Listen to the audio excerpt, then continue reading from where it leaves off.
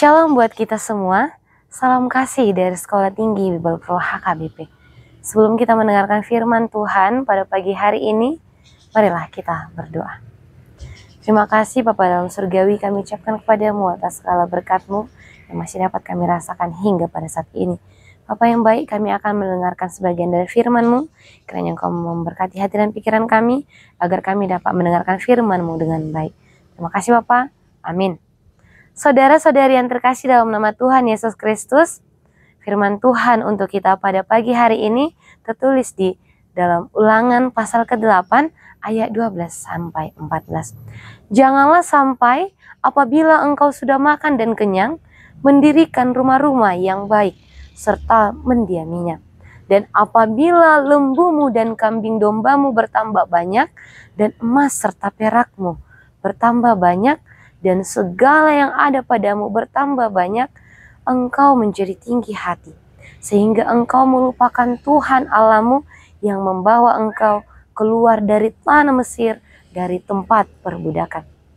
Saudara-saudari yang terkasih dalam nama Tuhan Yesus Kristus, dalam Ulangan pasal 8 ayat 12-14, Musa mengingatkan bangsa Israel tentang sebuah bahaya besar, bukan bahaya di masa kelaparan atau penderitaan, melainkan di masa berkelimpahan. Melalui nas hari ini, kita belajar bahwa berkat dan kelimpahan dapat menjadi jebakan rohani.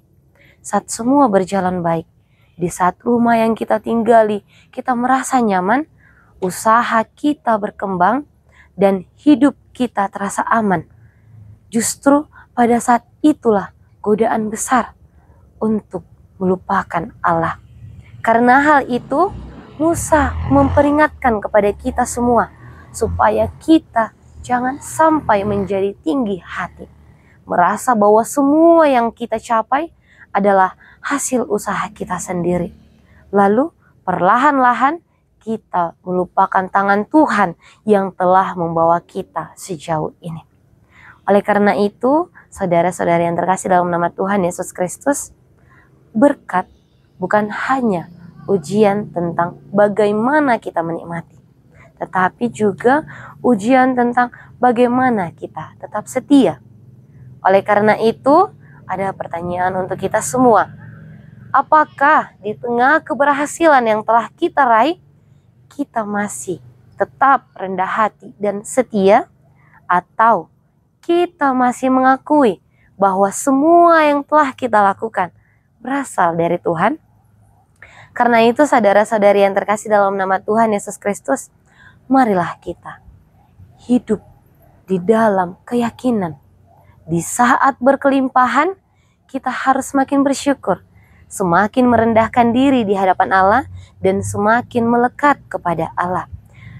Marilah kita selalu mengingat bahwa semua yang telah kita miliki adalah anugerahnya yang telah Dia berikan kepada kita setiap harinya. Jadi, dalam hidup kita ini adalah untuk memuliakan Tuhan, baik dalam kekurangan maupun berkelimpahan. Selamat pagi untuk kita semuanya.